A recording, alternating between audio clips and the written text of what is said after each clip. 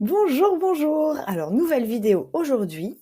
Ce que j'aimerais à travers celle-ci, c'est vous faire toucher du doigt toute la subtilité de l'astrologie. Pourquoi chaque thème astral est unique, pourquoi on ne peut pas nous ranger dans 12 cases. Aucun bélier ne ressemble en tout point à un autre bélier, aucun taureau ne ressemble en tout point à un autre taureau. Si vous ne deviez retenir qu'une seule chose de cette vidéo, c'est que vous n'êtes pas qu'un signe. Et d'ailleurs, même dire je suis bélier, je suis taureau, je suis gémeaux, je suis cancer, etc. En soi, bon, ça ne veut pas dire grand-chose, grand-chose. Je vais essayer de vous expliquer simplement ce qu'est un thème astral. Alors, je vous partage mon écran. Je vais vous montrer 4 thèmes exemples. Hop, voilà. Donc ça, ce sont 4 représentations de ciel sous lesquelles sont nées 4 personnes différentes. Donc il y a 3 enfants, enfin un enfant ado, un enfant et un adulte, mais peu importe, c'était juste pour la petite anecdote. Donc ce sont des ciels extérieurs d'un moment précis de la naissance qui sont devenus des ciels intérieurs, symboliques. Donc c'est un peu comme une carte au trésor, et ce trésor, c'est nous, c'est notre être profond, notre psyché. Donc là, quand vous arrivez là-dessus, bon, quand vous n'y connaissez rien, c'est un charabia pas possible. Donc je vais essayer de vous donner quelques clés de compréhension. Je vais pas essayer, je vais le faire, je vais être d'une clarté limpide. Bon, alors, donc, vous voyez, les 12 signes du zodiaque ici ont pris place dans cette roue du zodiaque. Et vous voyez que tous les signes sont dans tous les thèmes. On a tous quelque part le Gémeaux, on a tous quelque part le Sagittaire, le Scorpion, etc. Mais ils ne sont pas tous au même endroit. Vous voyez, sur ce thème ici, par exemple, on a le Bélier qui commence ici, enfin qui commence, on a le Bélier qui est là, le Taureau qui est là, le Gémeaux ici, le Cancer ici. Sur le thème à côté, on a le Bélier ici, le Taureau ici, nanana. Bon, ils sont tous dans le même ordre.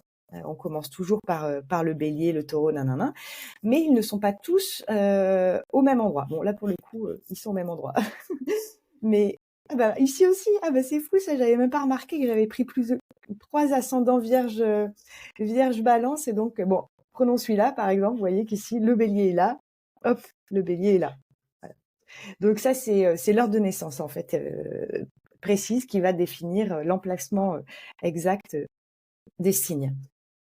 Et sur ces signes, dans ces signes, viennent se positionner des planètes. Bon, le Soleil et la Lune, on sait, ce ne sont pas des planètes astronomiquement parlant, mais en astrologie, on dit que ce sont des planètes, ou on les appelle aussi des luminaires. Mais bon, si vous m'entendez dire le Soleil est une planète, c'est normal entre guillemets. Donc, vous voyez qu'ici, par exemple, dans le Capricorne, ici, bon, faut-il encore savoir que ça c'est le Capricorne, mais je vous le dis, c'est le symbole du Capricorne. On a donc toutes ces planètes-là, voilà, tous les points qui sont autour. Alors pas tous parce qu'il y a des points, c'est des points fictifs, mais je ne vais pas rentrer dans ce détail-là. Bref, autour, là, ce qui vient se positionner dans les signes, ce sont pour la majorité des planètes.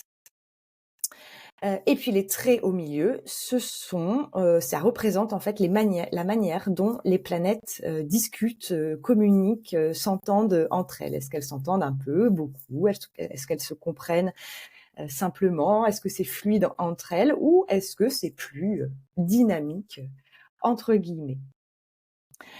Alors, on va entrer donc un peu plus dans le détail d'un thème. On va prendre le premier.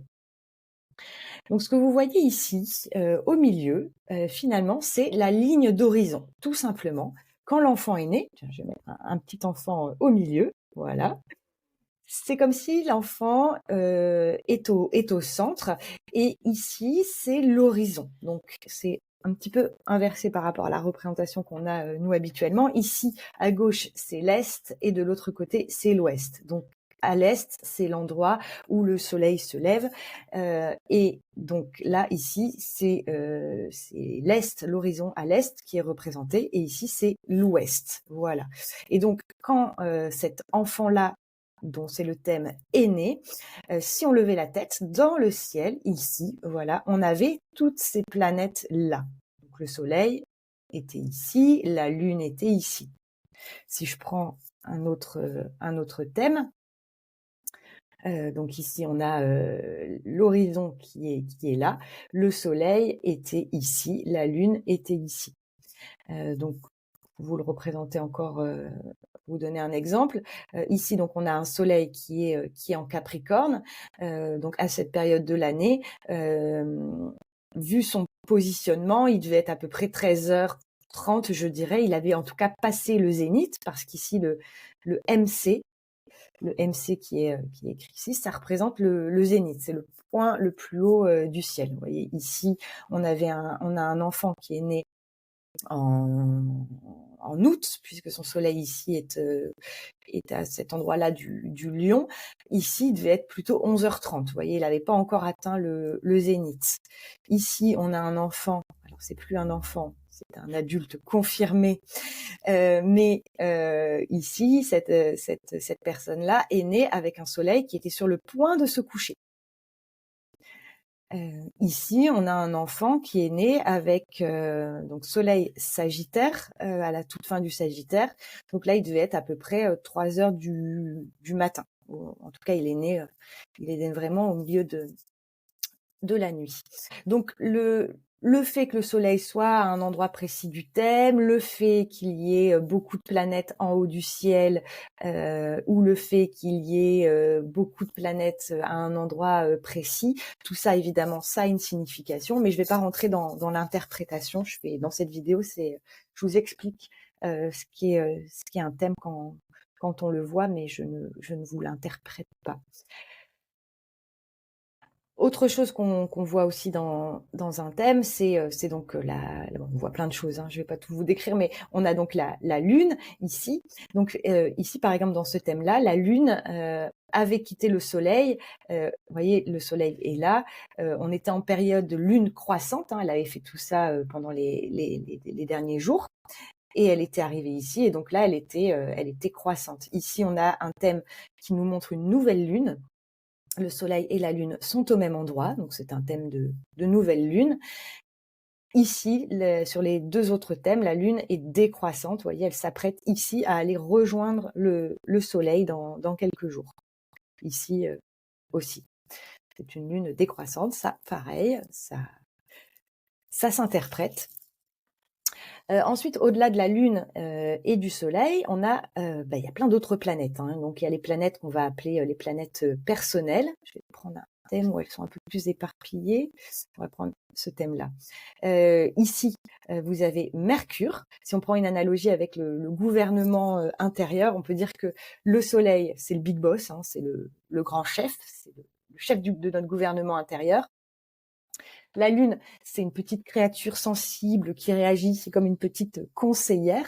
J'aime beaucoup ce que dit Stephen Forrest, qui est un astrologue que j'aime beaucoup. Il dit la Lune, c'est la plus délicate des créatures. C'est quelque part, ça peut être, c'est notre joie. J'aime beaucoup cette image. Sinon, il y a un autre astrologue qui s'appelle Luc Biget qui dit que la Lune, la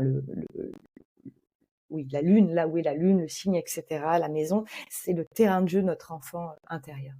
Bref, je m'égare. J'en étais à Mercure. Donc Mercure, si on reprend l'analogie avec le gouvernement intérieur, c'est notre responsable de la communication, c'est notre porte-parole. Vénus, qui est ici, c'est notre responsable des relations publiques. C'est notre dame de compagnie. C'est elle qui nous pousse à prendre du plaisir dans la vie. Elle vient raconter ce qui nous attire, ce qu'on attire à nous, nos valeurs, etc., etc. Après, on a Mars qui est ici. Mars, c'est notre guerrier intérieur. Si on prend la métaphore avec le gouvernement, c'est notre chef des armées. Mars, il entreprend, il agit, il combat.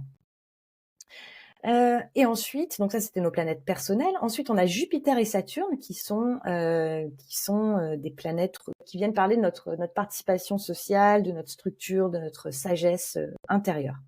C'est les dernières planètes visibles à l'œil nu, et elles marquent comme ça une frontière avec les transpersonnels que sont donc Uranus, Neptune et Pluton. qui sont, elles, des planètes de génération. Elles vont marquer toute une génération d'enfants parce qu'elles mettent un temps fou à faire le tour. Pluton met 240 ans à faire le tour du zodiaque. Donc là, vous voyez, par exemple, ici, on a des thèmes, tous les thèmes d'enfants que j'ai sortis, si je me trompe pas, oui, ils ont Pluton en Capricorne. Pluton, j'ai oublié de vous montrer ce qu'était Pluton, c'est ça, Pluton donc en Capricorne. Pluton, il est où? Il est là, en Capricorne. Pluton, ici, en Capricorne. Donc, tous ces enfants ont Pluton en Capricorne. Ici, c'est un adulte, hein, donc il a Pluton en Vierge. Vous voyez, donc... Et ensuite, donc on a Neptune. Neptune met 160 ans à faire le tour, donc c'est pareil, ça va venir marquer des générations d'enfants. Et Uranus met 84 ans à faire le tour. Donc voilà, c'est aussi une planète générationnelle. Mais là, on entre dans une autre dimension. Je vais rester sur les planètes personnelles. Ensuite, l'ascendant. Comment on trouve l'ascendant dans un thème? L'ascendant, donc, c'est le point précis qui se levait à l'est. Et donc, ici, on a un ascendant Balance. Ici, on a un ascendant Taureau. Ici, on a un ascendant Vierge. Ici, on a un ascendant Balance. Et l'ascendant, c'est ce qui marque le début de la maison 1. Vous voyez, ça c'est encore autre chose qu'on lit dans un thème, c'est les maisons. Maison 1, maison 2, maison 3, maison 4, maison 5, etc., etc. Et les maisons, ce sont des champs d'expérience de la vie. La maison 1 va venir parler de ma personnalité, de mon expression extérieure. La maison 2 parle de mes dons, mes talents, mon corps, mes possessions. La maison 3, ma manière de communiquer, d'apprendre, de diffuser, d'expérimenter. La maison 4, mes bases, mes racines, mon sentiment de stabilité intérieure, etc., etc. Je ne vais pas toutes vous les faire. Et donc, dans un thème, forcément, notre attention va être attirée par une maison en particulier. Enfin, les maisons les plus habitées. Donc ici, par exemple, sur le thème numéro 1, on voit que la maison 9, qui est ici, il y a du monde quoi là-dedans. Hein. Donc la maison 9, c'est une maison qui nous invite à nous élever, qui parle de transmission, de philosophie, de connaissances élevées, de foi, de grands voyages, etc. Donc je sais pas encore ce que cet enfant-là est venu nous transmettre parce qu'il est encore très jeune, mais ça promet. Autre chose, j'espère que je vais pas trop rentrer dans les détails pour vous, mais c'est important aussi d'en parler, c'est que dans un thème, on regarde aussi très rapidement où se trouve le maître d'ascendant. Le maître d'ascendant, ici c'est pour le taureau, c'est Vénus. Qui est ici. Quoique, je ne sais pas si je vais vous parler de ça maintenant parce que non, je rentre un petit peu trop dans les détails. Là, je me connais, ça va partir trop loin. Je pense que je vais m'arrêter là pour cette vidéo. Je pense que le message que je voulais vous faire passer, je l'ai fait passer. Je vais arrêter peut-être le partage d'écran. Hop. Voilà, donc c'est en gros ce que je voulais vous raconter dans cette vidéo. Vous n'êtes pas que Bélier, Taureau, Gémeaux. Ça, c'est juste votre soleil. Bon, c'est quand même votre soleil, c'est pas rien. Mais vous voyez qu'il y a bien plus à lire sur un thème. Un thème, c'est une histoire qui se lit dans sa globalité, une histoire qui est très subtile et qui est surtout unique. Alors, c'est encore moi. Je voulais faire simple, mais je me suis rendu compte quand même que j'avais prévu de vous raconter quelque chose dans cette vidéo qui est très important. Donc, je rajoute cette petite partie. Vous voyez ce thème-là, je l'avais pris pour exemple parce que pour vous raconter à quel point en fait aucun soleil, donc poisson ici en l'occurrence, ne ressemble à un autre soleil poisson ou aucun ascendant vierge ne ressemble à un autre ascendant vierge. Parce que ici, vous voyez, cette personne-là est née donc avec un ascendant vierge, mais elle avait Pluton ici qui allait se lever et donc qui est collé serré à son ascendant.